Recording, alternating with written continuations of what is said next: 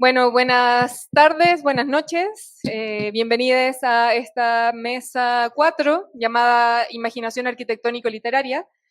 Y en primer lugar, lo que vamos a hacer, como para contextualizar quiénes somos estas personas, presentar a las personas, bueno, a los invitados, porque en este caso yo soy la única mujer en esta mesa, entonces son los invitados. Y vamos a leer las semblanzas tal y como las enviaron ellos. Que dice, primero, Cristian Mendoza, que es coordinador editorial de Arquine y actualmente realiza un doctorado en literatura hispánica por el Colegio de México. Juan Carlos Cano. No, fui coordinador de editorial. Fue coordinador. Ok, fue coordinador editorial. Juan Carlos Cano es arquitecto, miembro del despacho Cano Vera Arquitectura y cofundador de la editorial Mangos de Hacha. Víctor Alcérreca, arquitecto, profesor y escribe prólogos.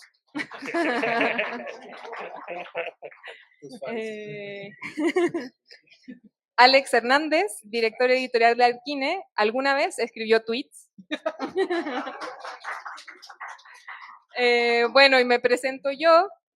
Yo soy chilena, arquitecta y maestra en arquitectura, docente en formación y aprendizaje, y tengo un podcast.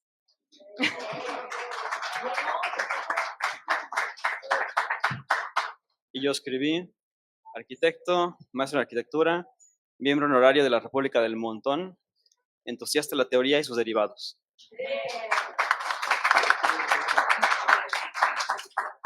Bienvenidos todos y todas. Queremos reconocer que de hecho esa mesa no inició aquí, no va a iniciar aquí, inició hace 2 semanas y probablemente no termine tampoco aquí. Esta mesa virtual que tuvimos por Zoom hace un rato, de hecho ahora queremos que se amplíe y que ahora en lugar de 6 personas sea una mesa de tal vez 40 personas y que ustedes nos acompañen. Entonces, como que a modo de inclusión, queremos a ustedes darles un pequeño resumen de lo que pasó, los acuerdos a los que llegamos y las conversaciones que tuvimos, un pequeñísimo resumen. Bueno, ese día después de una conversación, porque nosotros nos reunimos hace 2 semanas para primero conocernos, porque algunos ya se conocían, pero nosotros como moderadores de esta mesa conocíamos a algunos, no a todos. Entonces quisimos tener un rato de conversación para ver cómo íbamos a abordar esta mesa, porque una imaginación arquitectónico-literaria suena un tema bastante amplio, entonces, ¿cómo lo podemos abordar? Entonces logramos, tanto Daniel y yo, llegar a un tipo de condensación de temas, que si bien abordamos bastantes temas, creemos que queremos tratar de cerrarlo en 2 temas. Y ustedes nos pueden corregir si realmente va por ese lado o no. Que serían estas 2 posturas. Por un lado, había alguien o algunos que decían que la arquitectura y la literatura iban por caminos completamente separados. Bueno, la idea no era apuntar, o señalar con el dedo, pero bueno. Que son disciplinas completamente diferentes y que pertenecen, bueno, a mundos distintos, autónomos, y que incluso la arquitectura o una parte de ella era un hecho o una experiencia prelingüística. Y había otro grupo o posturas que señalaban que la arquitectura y literatura son disciplinas estrechamente relacionadas, y al punto de denunciar que la arquitectura podía ser incluso un subgénero, tal vez, literario, o que ambas utilizaban la creación de narrativas para su propia validación. O también, tanto literatura como arquitectura son capaces de construir narrativas y esas narrativas terminan teniendo una materialización espacial. Creo que esos fueron principalmente esos 2 caminos. Sé que hablamos de muchas más cosas, pero queríamos centrarlo en esos 2 caminos. Y bueno, sabemos que no siempre todas las cosas terminan con este maniqueísmo de o es una cosa u otra, o es blanco y negro, y que entonces ahorita queremos lanzar la pregunta, un poco lanzársela a la mesa, pero Juan Carlos Guiño, queremos que ustedes continúen un poco con la mesa que teníamos y ojalá todos estemos incluidos ahora, ¿no? No, pero a ver, Sí, solo Sí. señalar como el contexto de... Fue efectivamente, como acaba de decir Cristian, señaló a Juan Carlos, porque Juan Carlos fue el último que entró a la conversación ese día. Llegué tarde. Entonces estábamos en ese momento platicando sobre arquitectura y literatura muy ligadas, y llega Juan Carlos y dice, pero no tienen nada que ver, ¿no? Y entonces nosotros como, bueno, a ver, ¿pero qué pasó? Y se acabó la reunión. Entonces queremos darle la oportunidad a Juan Carlos que comience la conversación, tal vez elaborando un poco más en esa idea. No, a ver, sí, es que estaban diciendo cosas absurdas, pero la verdad. No, a mí me pasa que tengo esta bipolaridad bueno, de estar como en el mundo de la arquitectura y al mismo tiempo, de alguna manera, estar en el mundo de la literatura, tener una editorial de poesía, que es como lo más miserable que puede haber en este mundo. Eh, y sí, de alguna manera, hay algo que me perturba, digamos, habiendo estando como, o trabajando en los dos lugares, que es cuando se mezclan las cosas, o cuando de alguna manera, o sea, no hay nada más chocante que alguien que quiera hacer poesía con la arquitectura. O sea, es como, de repente ya se vuelve hasta empalagoso el asunto, o que quiera hacer eh, poesía en términos arquitectónicos. Y creo que más bien las dos cosas sí se relacionan, evidentemente, o sí tienen como algún punto de encuentro entre lo que se hace o lo que se deja de hacer. Pero yo lo pondré en otros términos, que es los términos, y tiene que ver mucho con, digamos, con una palabra que es muy ligada a la literatura, que es el lenguaje. Lenguaje arquitectónico o lenguaje literario, poético, como se quiera decir. Y creo que las dos disciplinas o los dos mundos, porque ni siquiera son disciplinas, o sea, los dos mundos trabajan con ese lenguaje. Y ese lenguaje es el punto en común donde cualquier cosa, o sea, el lenguaje médico, el lenguaje de los agrónomos, el lenguaje que sea, es el que de repente le puede dar un impulso tanto constructivo, si lo quieres ver en términos arquitectónicos, como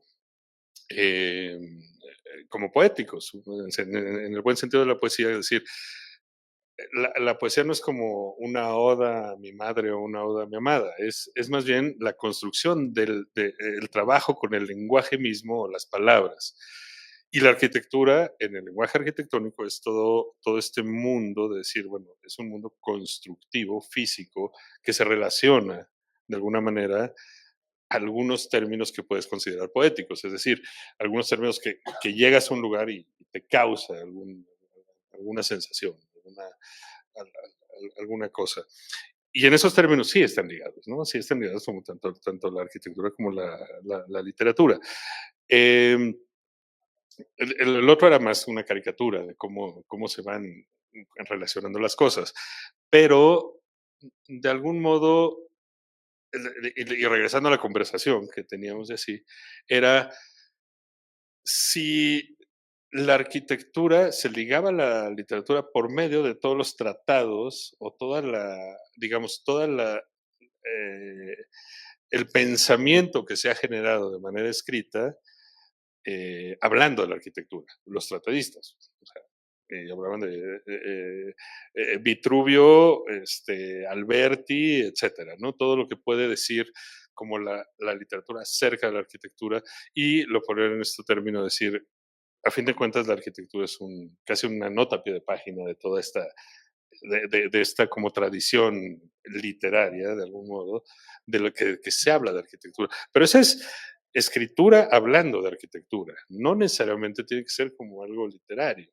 La arquitectura tiene unas cosas que sí son como muy lejanas, o sea, digamos que sí tiene un más allá, incluso de lo que decías de Inteligencia términos artificial. lingüísticos, o Ah. sea, el refugio, todo eso, ¿no? Ujú. Creo que sí tiene una cosa más básica, que es un refugio, ¿no? Ujú. Una manera de entender las cosas.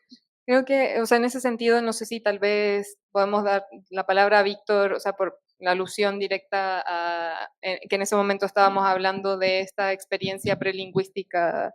O sea, que en un momento de la conversación, Víctor dijo, para mí la arquitectura realmente va es antes de, como de la literatura, o si quieres puedes desarrollar un poco más esa idea.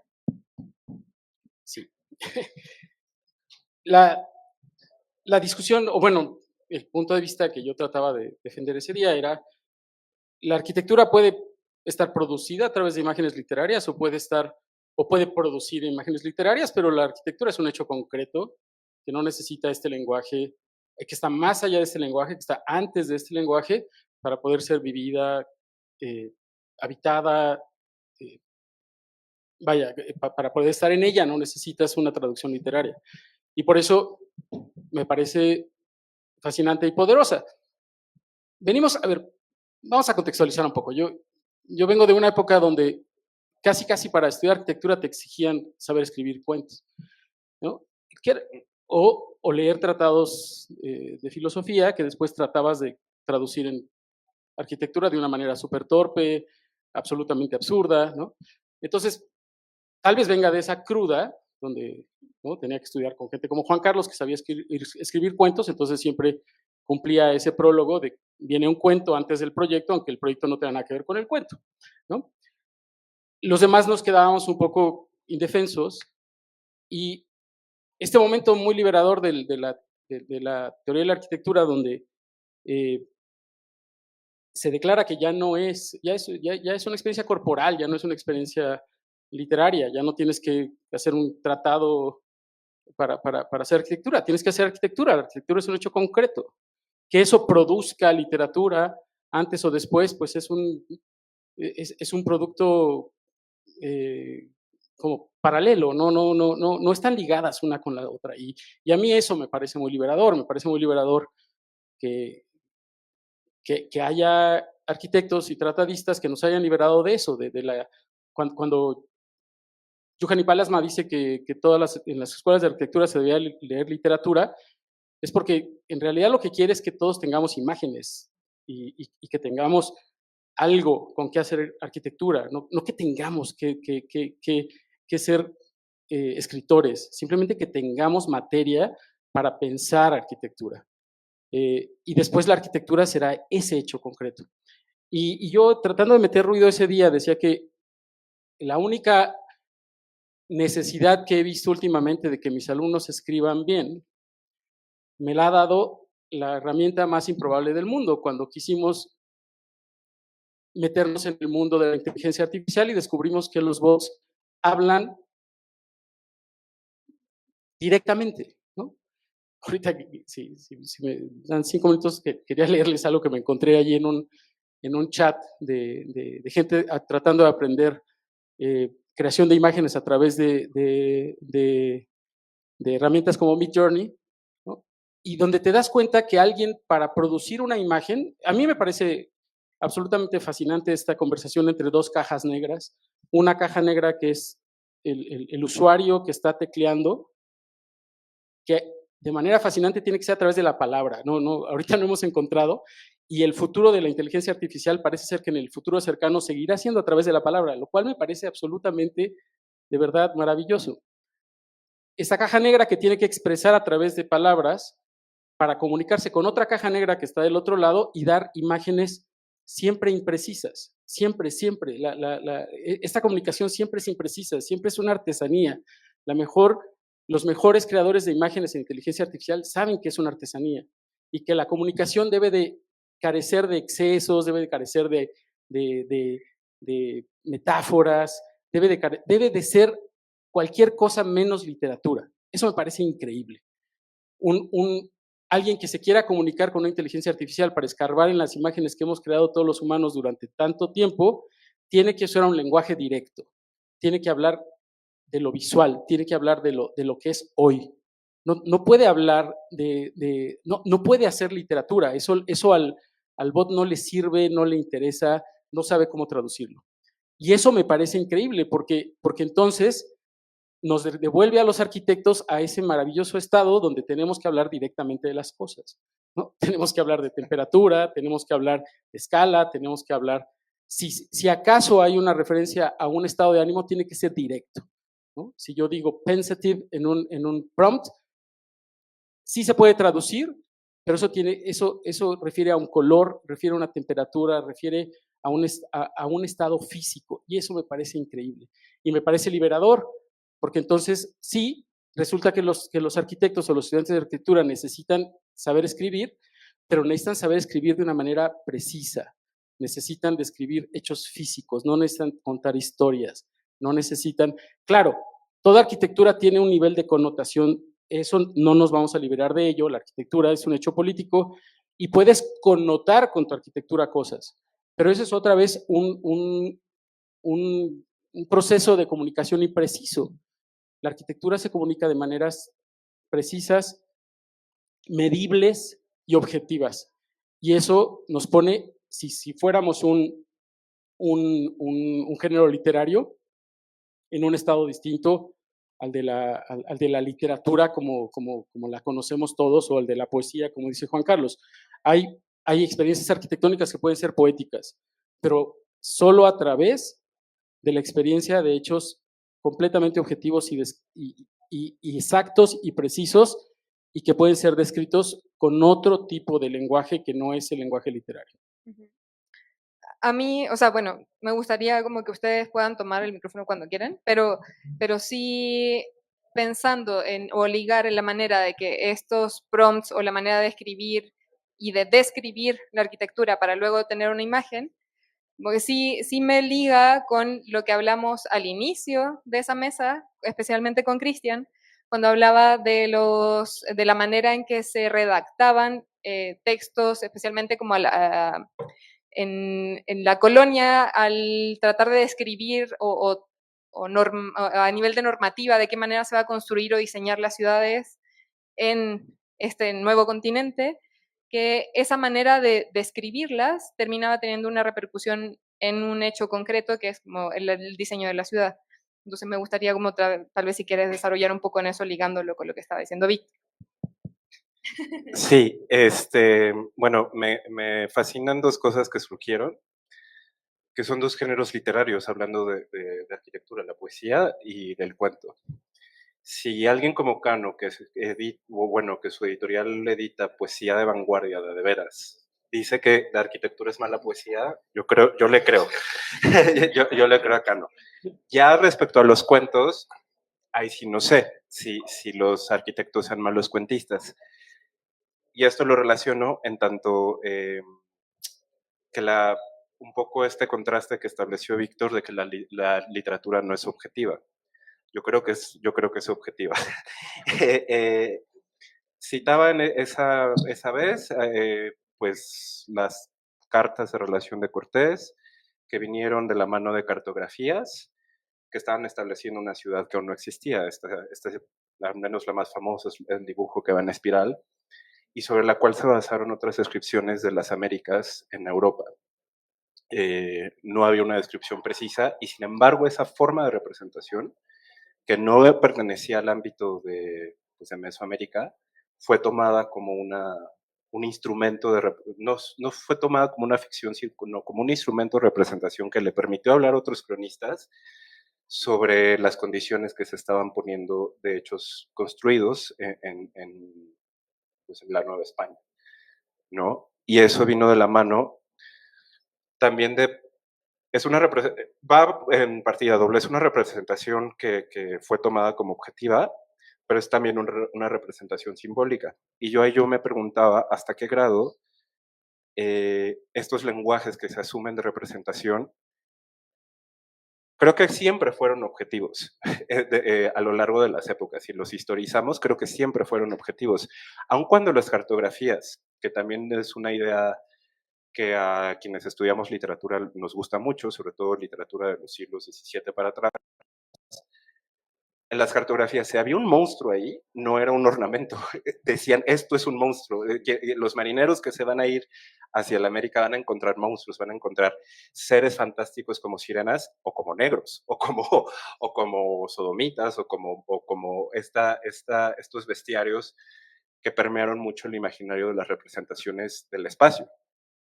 Y ya no hablando de un hecho en concreto como un edificio, sino ya del espacio continental, o sea, ya de de traer al mapa un lugar de la Tierra que no existía para los europeos, ¿no?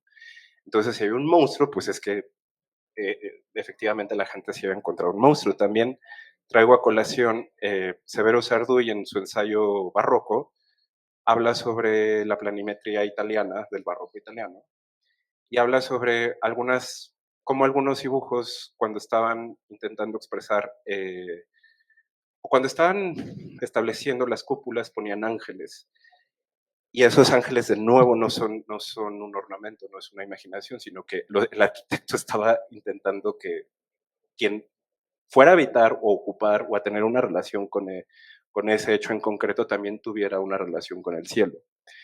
Esto es literatura, por supuesto. Los arquitectos, hasta donde yo tengo entendido, incluso se informaron muchísimo de prácticas literarias y de símbolos y que los insertaron en sus estrategias de representación.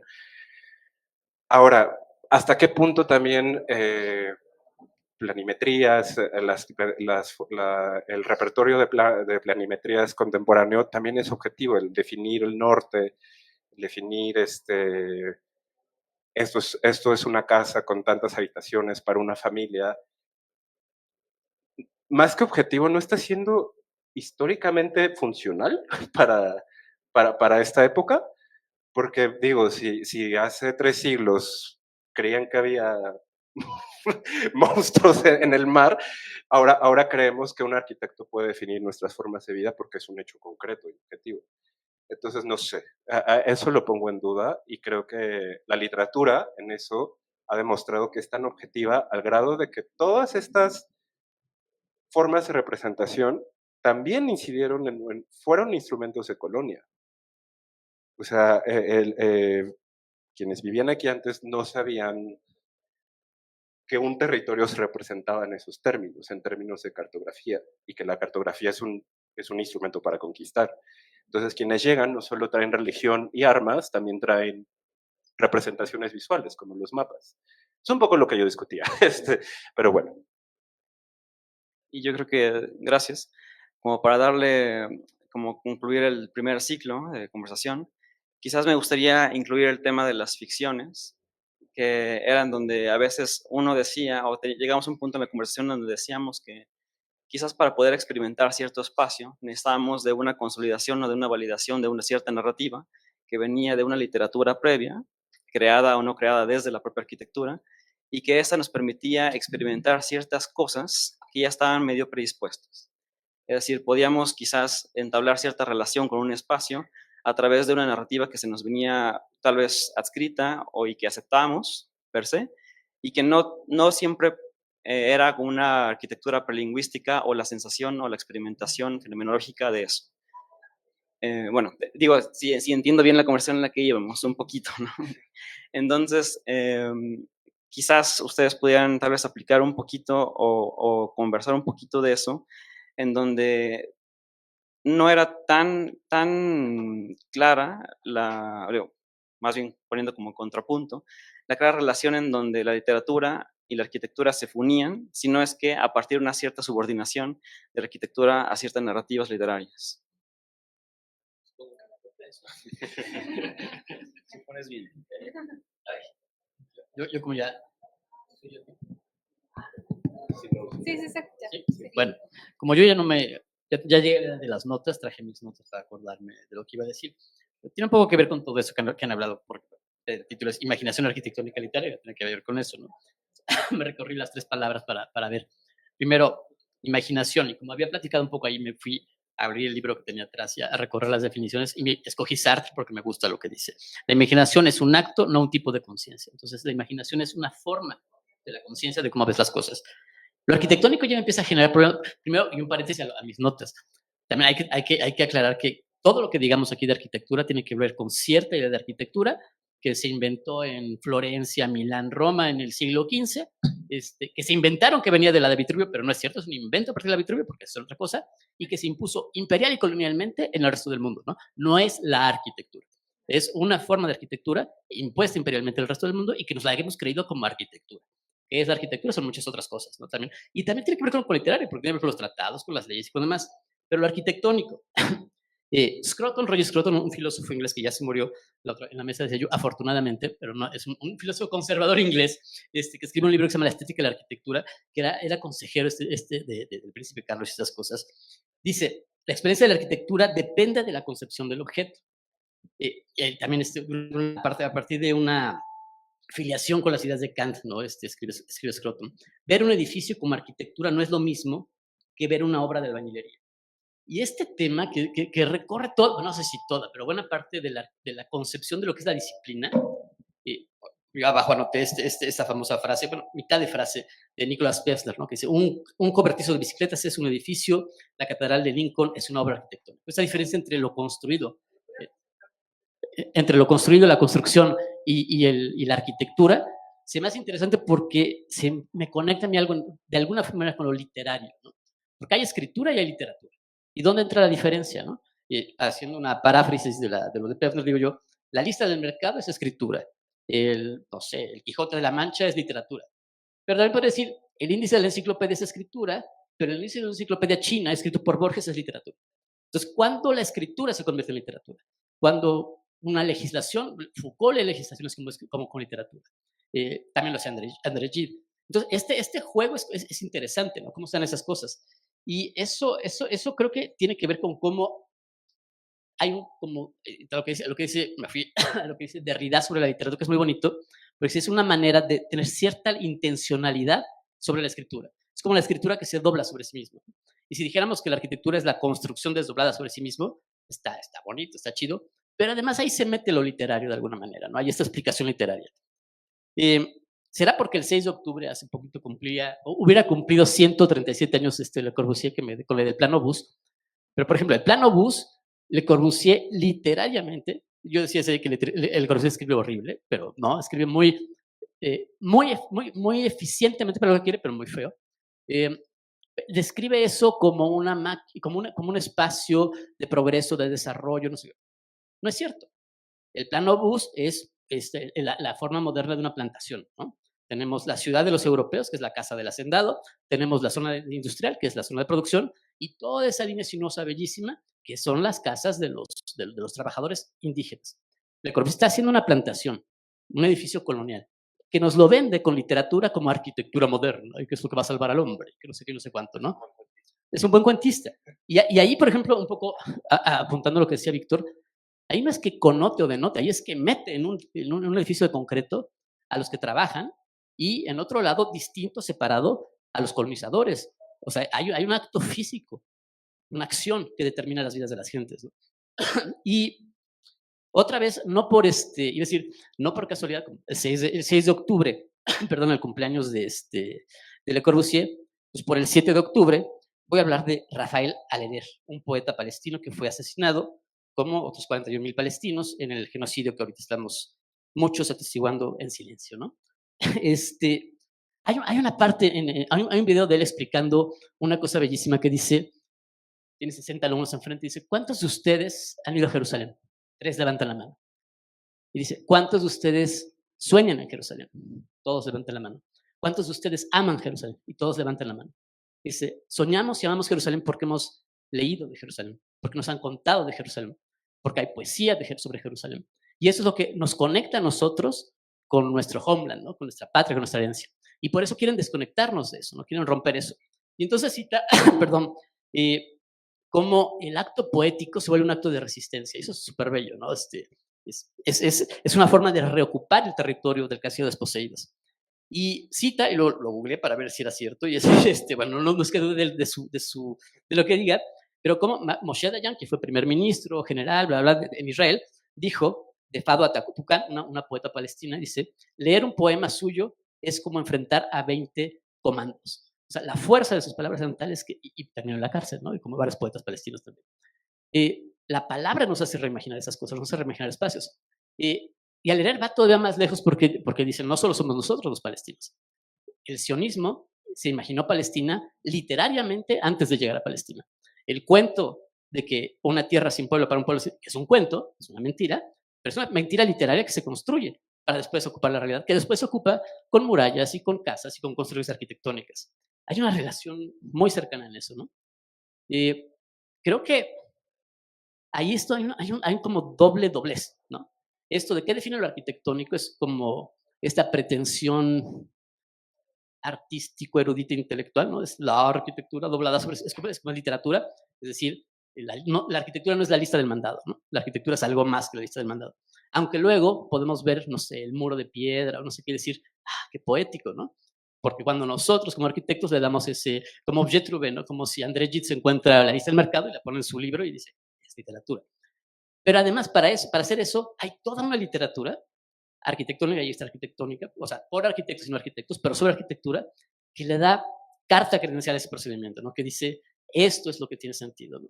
Esto es lo que hay que hacer, ¿no? Entonces, creo que por ahí hay otra noción de entender esta relación que es más compleja solamente de narrar, contar y decir esas cosas, creo, ¿no?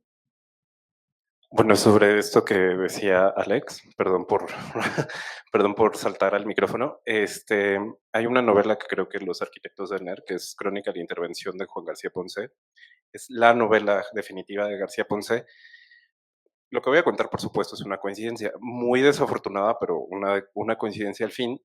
Sin embargo, él entendió, creo que muy bien, la arquitectura y lo que estaba pasando. En el 68, es una novela sobre el 68, en particular sobre la Olimpiada Cultural. Es una novela en clave, todos tienen otro nombre, aunque sí, más o menos, si te dicen que vino un alemán muy alto a hacer una serie de esculturitas muy raras al sur de la ciudad, bueno, es Matías Geritz, aunque tiene otro nombre. Y quien dirige, sabemos que quien dirigió la Olimpiada Cultural fue Pedro Ramírez Vázquez, y le pone el nombre de Fernando Romero en la novela. Entonces, es una coincidencia, pero muy, muy extraña. Pero Fernando Romero,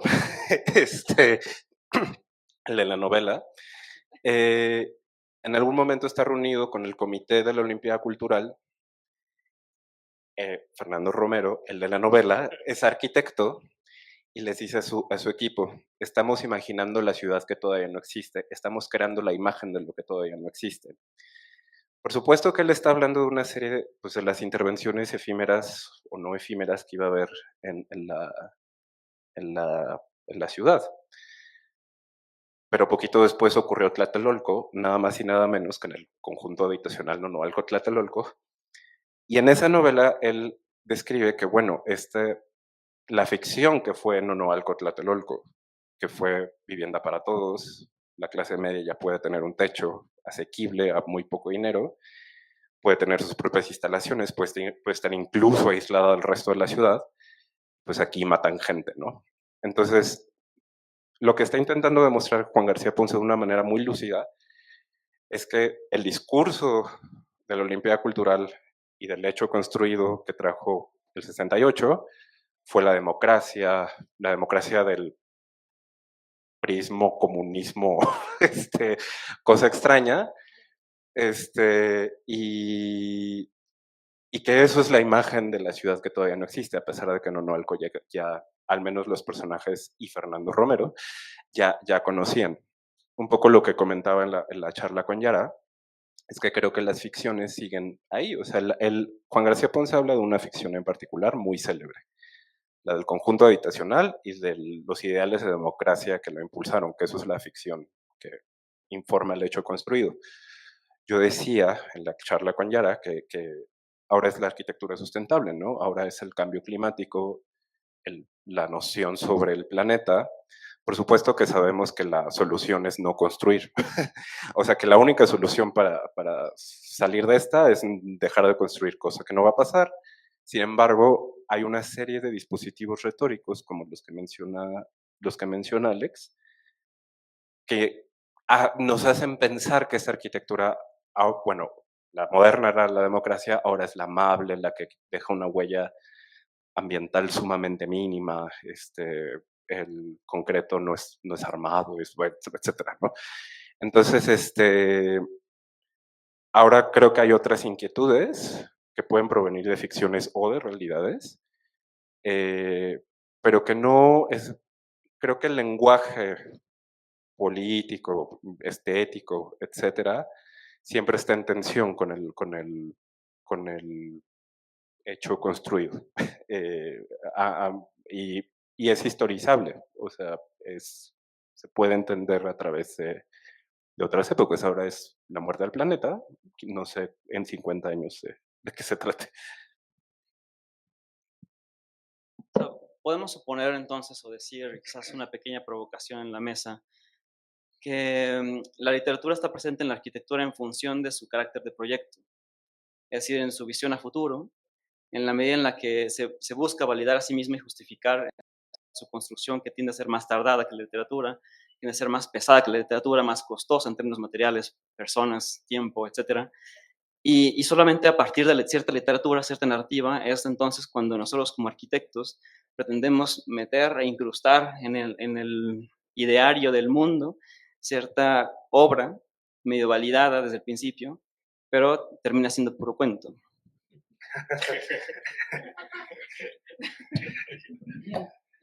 Ya lo ordené, da igual, ¿verdad? A ver. Em, más bien, regresando un poco a lo que decía Alex, no al puro cuento, es lo que decía Alex. Este, em, es que es raro de donde empezamos a ver las cosas, porque casi que empezaste como el argumento diciendo que a fin de cuentas estamos viendo la arquitectura A mayúscula, la literatura L mayúsculas y dos patitas, porque a fin de cuentas las conocemos a partir de ahí.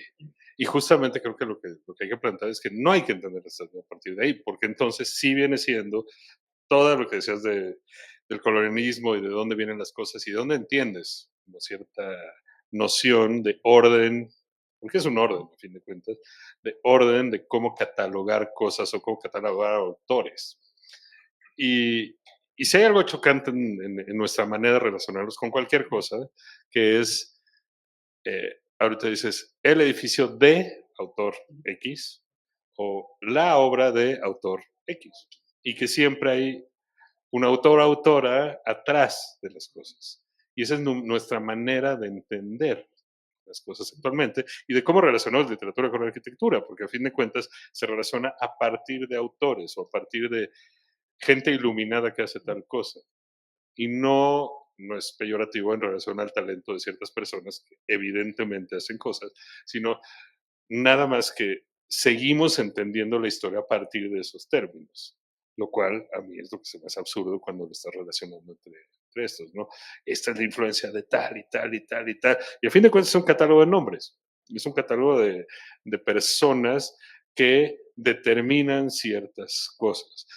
Creo que en el mundo de la arquitectura es incluso más chocante, porque en el mundo de la literatura alguien está haciendo una obra en específico. En el mundo de la arquitectura hay un personaje que se inscribe en el punto clave para decir esto es mío o esto tiene mi nombre, cuando en realidad es una cosa complejísima y que en realidad es como, o sea, estos proyectos donde los arquitectos son una parte mínima de un conglomerado de cosas que no pasan por una teoría del autor y de nombrar a los autores y de nombrar nombres.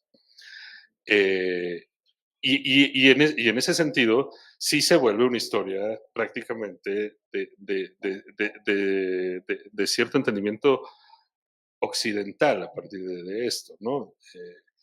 Y creo que eso es lo que nos tenemos que quitar un poco de la cabeza cuando empieza a resonar eso. Sí hay crónicas de unas cosas, sí hay construcción a partir de unas cosas, y sí, de lo que seas, por ejemplo, de Jerusalén. A fin de cuentas, la historia de un lugar se vuelve lo que te cuentan de ese lugar. Y olvídate de Jerusalén, cualquier lugar, cualquier historia, México, para la colonia, etcétera, era una imagen o un invento. Y eso es lo interesante de la relación de estas cosas, ¿no? Como estos tejidos que se van concatenando y que de alguna manera se vuelven historia, porque ese es el chiste que tenemos ahorita. Ahora, ¿cómo contamos la historia? Es lo que se empieza a hacer chocante, ¿no? O sea, a partir de puros nombres y de puras y tal, dijo tal y tal, dijo tal. No, o sea, es una cosa que se va creando entre muchas personas y entre muchos eventos. Me toca a mí. No, iba a leer esto, pero ahorita lo leo. Es que, perdón que conecte cosas que no tienen nada que ver. Venía en la mañana escuchando un podcast donde estaba invitado, como lo presentaron, el historiador más famoso del momento, Harari, ¿no? Y venía diciendo algunas cosas interesantes. Decía que el mundo se sostiene solo como del balance preciso entre hechos y ficción, ¿no? Generalmente los hechos pues tocan del lado como de la ciencia, ¿no? No quiere decir que la ciencia no tenga su propia ficción, y la ficción le toca a la gente del poder que, digamos, construye la novela sobre la que los hechos tienen que caminar. Y yo pensaba, ¿dónde nos dejan a nosotros, a los arquitectos, ¿no? A mí siempre me ha gustado la imagen de los arquitectos como este bufón que está en medio, ¿no? Y la mejor imagen del bufón, ¿no? El que está escuchando la ficción del poderoso tiene cierto conocimiento técnico y puede, de manera pertinente, atender a las dos conversaciones y quedar, digamos, hacer, de construir un poco la ficción o comprarla. Lo que hacía Le Corbusier era simplemente comprar ficciones de los poderosos, ¿no? Y se alineaba a la ficción que le daba trabajo, ¿no? Pero darnos ese poder de que nosotros somos los que construimos las ficciones me parece que es totalmente desproporcionado. Entonces, me gusta esta imagen y me parecía útil la imagen que proponía Harari, ¿no? Hay ficciones, los humanos necesitamos ficciones, necesitamos novelas, necesitamos construcciones, llámenlas religiones, ideologías, y después hay los otros que están atendiendo los hechos. Pero si estas dos cosas se empiezan a separar, si la ficción está construida solo sobre mentiras o otros datos, pues entonces estamos en el camino de lo que sabemos que es la ruptura de ese balance. Como no tengo 5 minutos más que llenar, les voy a leer, les voy a proponer. Sí. Esto lo leí en un chat de estos chats divertidísimos de la gente que está tratando de construir imágenes en Midjourney, que siempre me parecen fascinantes. Entonces, pregunta a un tipo, perdón la mala traducción, es una traducción hecha así al chilazo ¿no? Pero se las voy a leer en castellano porque pues, es más prudente, ¿no? Estoy tratando de que genere a alguien que está realmente borracho, no solo bebiendo casualmente, como un borracho desmayado. ¿Qué cambiaría o agregaría este mensaje para obtener lo que quiero? Entonces, ahí va el mensaje que le trata de dar al bot. Amante borracha, borracha, borracha, borracha, tropezando intoxicada, bebiendo una botella entera de vino con un físico pesado pero tonificado dentro del pasillo de un castillo.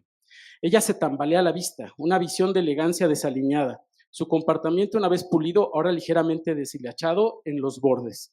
Sus trenzas negras, generalmente elegantes y pulidas, ahora se derraman alrededor de su rostro en mechones enredados con olor a whisky.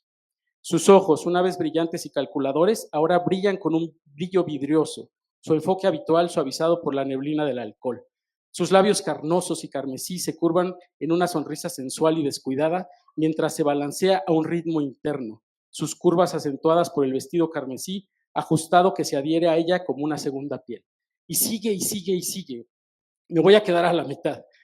Le contesta Visual Wizard, que es uno de los expertos del chat, ¿no? Uno de los que sí sabe comunicarse con el bot. Tu prompt es un desastre, ¿no? Y estoy traduciendo desastre de la manera elegante, ¿no? Se lo dice más fuerte. Tu prompt es una basura. Tienes que describir lo que debería de verse en la imagen. No estás escribiendo una novela. Frases como su actitud, que antes era pulida, ahora está desgastada, solo servirán para confundir al bot. Lo mismo ocurre como describir sus ojos como antes brillantes y calculadores. Si le agregas descripciones de cómo se ve cuando no está borracha, inevitablemente aparecerá en tu mensaje, cancelando algunas de las descripciones que lo contradicen. No tiene sentido describir el cabello como mechones con aroma a whisky. Midjourney no tiene forma de representar olores. Y dice, después, en una segunda línea, dice, el mismo Visual Wizard dice, "Shh, tal vez es el próximo update, imágenes de rascar y oler", ¿no? Esa conversación yo la podría traducir a N número de conversaciones de pláticas de arquitectos, ¿no? De conferencias de arquitectos y de construcciones de los alumnos que son obligados a escribir literatura para pensar un proyecto. Ojalá nos comunicáramos como los bots, ¿no? Y decirle lo que pasó, dejó de pasar, o si huele, los rizos huelen a whisky, no me importa, estás haciendo arquitectura, ¿no? Alguien llegará a ese edificio y construirá, porque esa capacidad sí tiene la arquitectura, construirá su propia novela de una vivencia específica, puntual y objetiva. Y por eso me parece reveladora esa forma de comunicación. Que los arquitectos estemos subidos en la ficción novelada, generalmente de los poderosos, ¿no? de quien nos da trabajo, porque nos podemos subir a la arquitectura sustentable, o podemos decir que todos somos feministas, o podemos decir que vamos a salvar a tal o cual grupo, o no.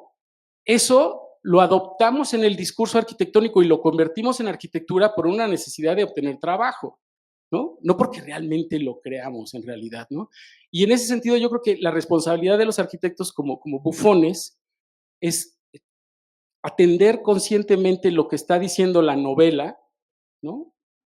Y atender conscientemente lo que es la realidad para encontrar una medida exacta donde intervenir. Eso yo me quedaría con eso. Ojalá todos me gusta mucho cuando el que sí sabe crear imágenes le dice, no estás construyendo una novela, no, párale, o sea, estás diciendo puras estupideces y lo único que estás haciendo al intentar novelar es confundir a la caja negra con la que tienes que platicar. La propia del micrófono, porque Cristian ya había hablado 2 veces, y 5 minutos nos dijeron, pero no estoy de acuerdo en muchas cosas de las que dijo Víctor, porque primero creo que afortunadamente la realidad no es como Midjourney, y después de que lees esto, creo que la inteligencia artificial es menos inteligente de lo que nos habían dicho. El mundo es más complejo, y por supuesto que sabemos, entendemos todos de manera distinta, pero nos podemos imaginar lo que son mechones con olor a whisky, o con color a whisky, con sabor a whisky, o lo que sea. Aunque no hayas probado whisky. No, pero lo que hacemos los arquitectos no está por afuera de esas formas de imaginar, de concebir, de pensar el mundo. Esa es una posición que creo hacemos los arquitectos para pensar que somos bufones en lugar de que somos los mayordomos, los que limpian los zapatos, los que recogen la caca o los que les ponen en la cama a los señores poderosos. Porque lo que hacemos sí está inscrito en un discurso político, sí está inscrito en un discurso social, sí está inscrito en un discurso ideológico que hace cosas. Los muros hacen cosas, las ciudades hacen cosas. Y una ciudad puede hacer que alguien viva bien o que alguien viva mal. Una casa puede hacer que alguien viva bien o que alguien viva mal. Y cuando nosotros como arquitectos construimos el discurso, que es discurso lo que estás haciendo, de que no estamos allí, nos estamos lavando las manos. Sí hay arquitectos que son bufones, pero la mayoría no. La mayoría son el que anda por atrás aplaudiéndole al poderoso diciendo, sí señor, yo hago lo que tú quieras. Y eso es parte del discurso.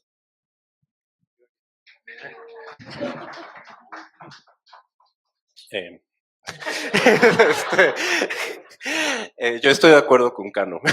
Sí, sí. No. No. Respecto a que es más complejo, también creo que es muy problemático entenderlo a raíz de un conjunto de nombres.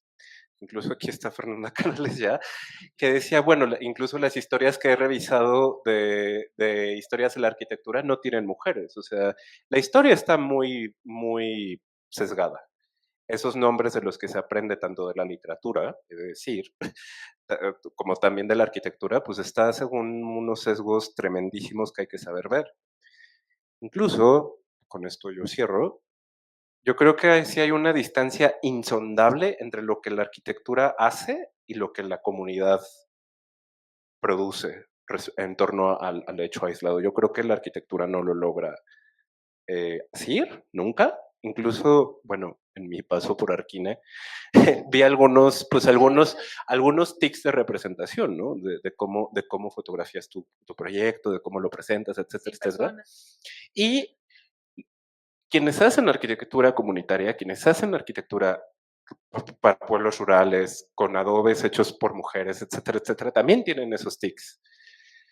están enmarcando a una comunidad solo en función del hecho arquitectónico. Y están enmarcando las habilidades que no tienen que estar legitimadas por absolutamente ninguna disciplina, solo en función del hecho arquitectónico, lo cual me parece hiper problemático, pero bueno, eso soy yo. Yo no soy arquitecto, yo no entiendo nada. Entonces yo estoy de acuerdo con Canon que es el doble de complejo y que no solo se queda en el edificio de o el libro de. Yo creo eso.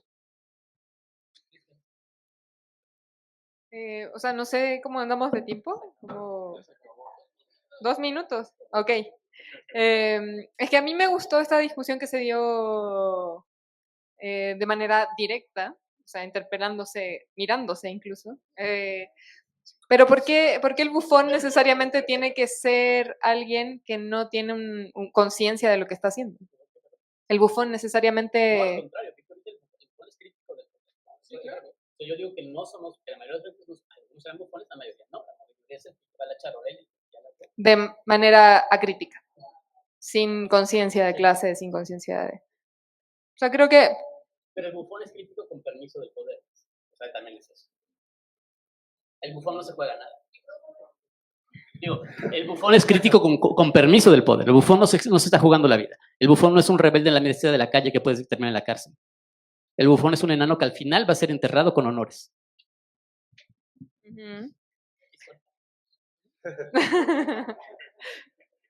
Creo que...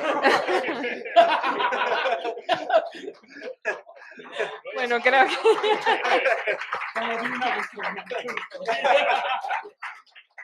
Bueno, creo que esta mesa claramente, como dijimos en un inicio, queda abierta. Creo que va a quedar abierta, no sé hasta cuándo.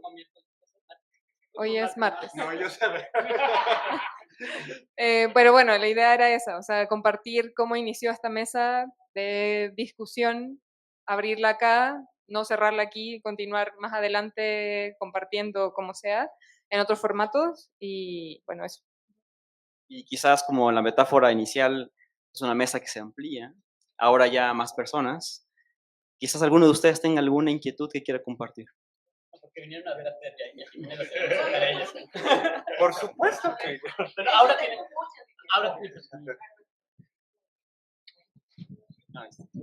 Rápido, más ya, así aprovecho y agradezco que se queden para la siguiente, ¿eh? Así, no, pero, bueno, Vic, creo que has estado leyendo mucha filosofía analítica y eso me tiene compungida. No está mal. Pero creo que es problemática, bueno, no, pues desde mi perspectiva sí está un poco mal, pero eso es totalmente subjetivo, perdón. Creo que es muy importante que tratemos de comprender qué estamos queriendo decir con la objetividad, cómo se construye la objetividad. Incluso la objetividad tiene una carga, se construye con una carga teórica, que eso, y además, aún en el hecho más objetivo, si nos vamos a la teoría, a la crítica de la razón pura de Kant, hay una operación de la imaginación sometida a ciertos entendimientos que están legislados por un cuerpo de conocimiento dominante, pero aún la imaginación, y tú lo mencionaste, Palasma quiere que tengamos imágenes para proyectar, y eso está muy difícil encajonarlo en la objetividad, ¿no? Entonces, me quedé con esta como tentación, pero sí, que se quede abierta la mesa. Y también otra cosa, el que se lava las manos está aplicando la banalidad del mal, ¿no? Es un Eichmann porque dice, yo solo obedecí instrucciones y de ninguna manera creo que ninguno de los que están aquí, por eso los quiero, sean alguien así. Y bueno, gracias.